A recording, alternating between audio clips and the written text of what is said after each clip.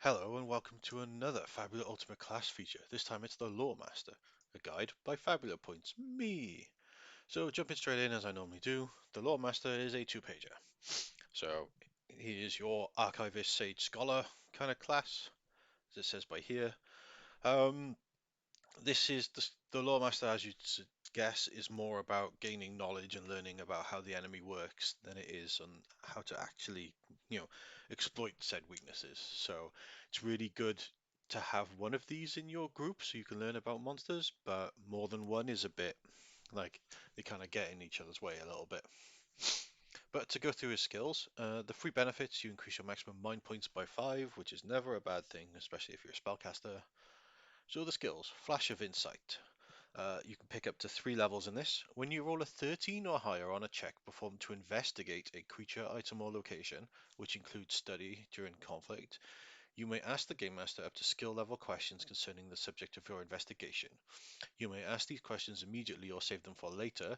Whenever you ask one of these questions, the Game Master will answer truthfully and you will describe your character's deductive process. This skill may be used only once on the same creature, item, or location. So, it's best to explain this if we bring up the study skill. So study, you perform an open check, which is insight.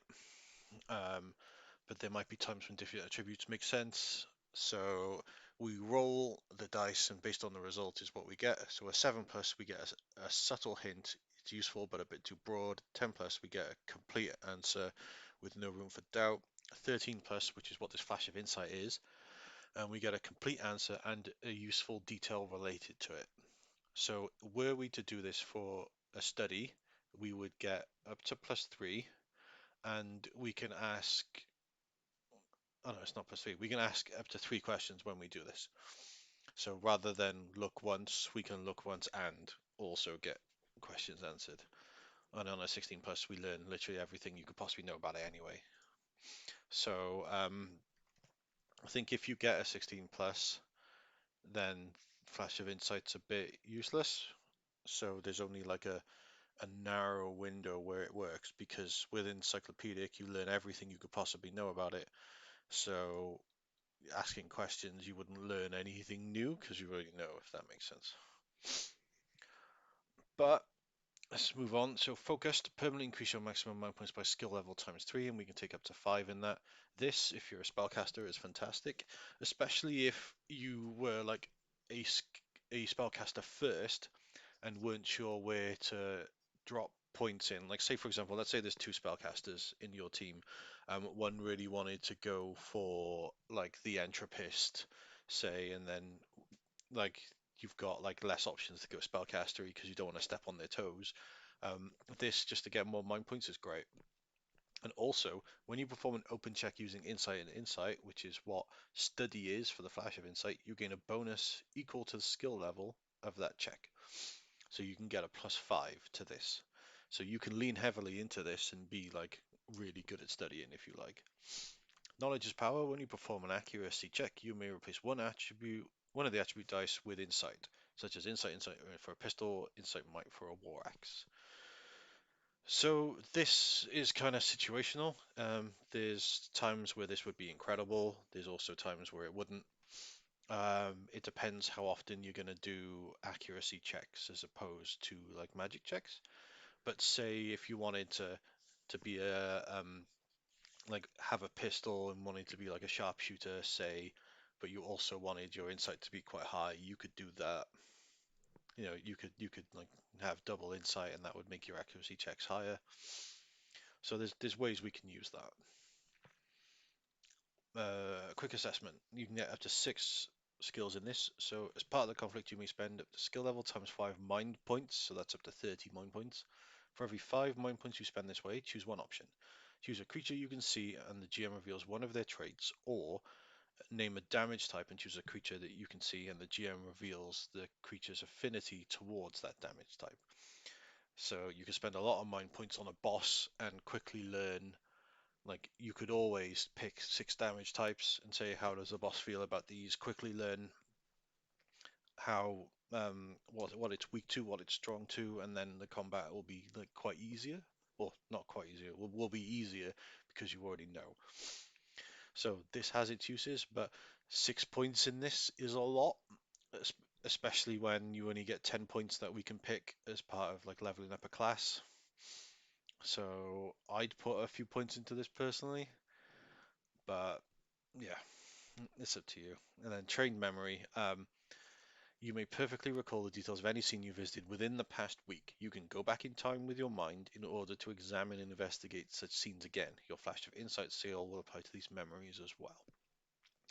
So one thing I will say about this, if you are a player character who takes this, please take notes during your session. So obviously, like the Dungeon Master, Game Master, however you call it, um, should have like notes as well, but we don't want to only rely on them. So if you take this, please make your Dungeon Master's life easier and be like a note taker throughout your game as well. They will thank you for it, I promise. It's a really useful skill. Um, Especially like say if you're exploring a dungeon and you're in a room that has like a bunch of runes on the wall or something, and then you have to go into another room and like match the runes up to how they were in the first room. You can just train memory, you'll know it, and puzzles like that will be significantly easier, and it means you can recall faces, names really well for the past week. So those are the skills. Let's jump into the heroic skills, and then I will tell you what I think about this class. So the first one's Mathemagic. This is an odd one. So when you cast a spell with a target of one creature, you may double the spell's total MP cost. If you do, choose an attribute, which is Dexterity, Insight, Might, or Willpower, and a die size, D6, D8, D10, or D12. The spell now targets all creatures present on the scene whose current attribute die matches your choice, regardless of whether they are friends or foes. The effects of the spell are fully applied to every target. If the spell is an offensive spell, it follows the normal rules. You perform a single magic check and confront it with the magic defense of each target to determine who is hit by the spell. So this has the potential to be incredible. It also has the potential to be like a really bad idea and everywhere in between. So, for example, you could take like a really low cost healing spell, and if you know, for example, all of your allies have, let's say, might of D8, say, for example, as long as no enemies also have a might of D8, you can heal all of them for much cheaper than before. So, if you learn your attributes well, then this is a really good skill to use. But you're going to have to make notes because like you might be using Flash of Insight to get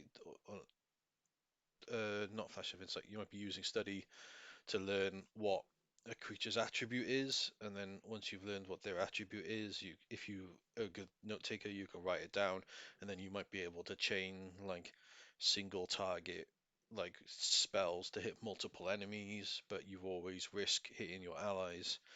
So if you like number crunching and if you want to be like a kind of min-maxer kind of character, this probably suits you, but it's incredibly situational. It takes a lot of like upfront work and a lot of upkeep in notes, so it's not for everyone. But if we look at the other skill, why isn't that scrolling? Okay, I'll scroll down. It's called Predictable. So during a conflict, you may use an action to spend 20 mind points to anticipate the upcoming moves of a creature you can see, as long as you know two or more of that creature's traits. If you do so, choose one type of action among the following: attack, guard, objective, spell, or skill. Until the start of your next turn, the creature must spend 20 mind points whenever they wish to perform that action. If they can't, they must perform a different action. So this is very situational as well. Like, you could use this very well if you had like some kind of like weapon master or sharpshooter and you like to use the skills that kind of like damage an opponent's magic power, and then you can use this to kind of shut someone down. But the problem is this costs 20 mind points and only works until like the start of your next turn. So if you were against a boss which had which could attack multiple rounds in like a full turn, or multiple turns in a whole round, it'll take a while to come back to you, and you could like stop it from completing an objective, for example, if you've managed to drain its MP properly. Like it might work, but like again, this is really situational, but I kind of feel like that's what a law master is. It's a very situational kind of class where you learn details about someone and then work out ways to punish them or for the party to punish them. But I don't even know which one I'd take, being honest. Like 20 mind points is a lot to spend, and they might not even do the action that you decide. So it might be better to spend 20 mind points on like an attacking spell. I don't know. But the other thing with the Lore Master is they don't have any heroic skills in the Fantasy Atlas either. So I'd be tempted to take one of the open heroic skills, like increasing your inventory points or your HP or MP, to be honest. Um, yeah, I don't know. Like, there's definitely a place for the Lore Master. Like, I do feel like it brings a lot to the table. If you're the kind of person who can take good advantage of how it all works. But it's the first class that we've come across so far that I don't want to have a character where that's like the character's identity. So like obviously the whole point of Fabula Ultima is multiclassing is mandatory and you start multiclassed and you can get up between 5 and 7 classes by the time you hit level 50. But I don't know. I don't feel like I want to make a lore master, if that makes sense. Like, I might want to make like an elementalist who has points in focus, so they have more mind points, so they can dish out more spells or something like that. So this is the first class that I'm not keen to make my identity, if that makes sense. But hey, that's just my opinion. Let me know your opinion in the comments. Thank you all very much for watching, and I will see you for the next video. Goodbye.